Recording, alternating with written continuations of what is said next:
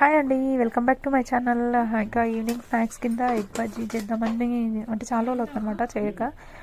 అందుకే ఇంకా ఈరోజు ఎగ్ బజ్జీ చేద్దామని ఫిక్స్ అయిపోయాను. ఇంకా మేడం స్కూల్ నుండి వచ్చిందనమాట, బయట ఆడుతూ ఉంది. ఈరోజు ఆమెకు బ్లాస్టింగ్ ఏదో యూట్యూబ్లో చూసి. హాయ్ అండి, welcome back to my channel. ఇంకా ఈవినింగ్ స్నాక్స్ కింద ఎగ్ బజ్జీ చేద్దామని అంటే చాలా రోజులు అవుతుందన్నమాట చేయక.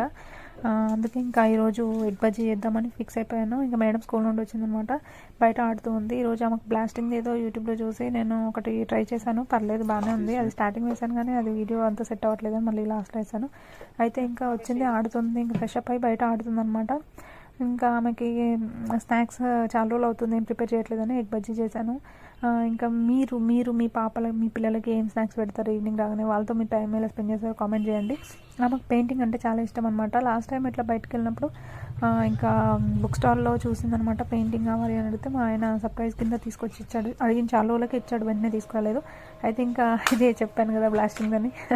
చాలా అంటే చాలా ఆడుకున్నాం కానీ అప్పుడు ఎవరు వీడియో తీసేవాళ్ళు లేక నేను అప్లోడ్ చేయలేకపోయానండి. మీరు కనుక నా వీడియోస్ని ఫస్ట్ టైం చూసినట్లయితే లైక్ చేయండి, షేర్ చేయండి.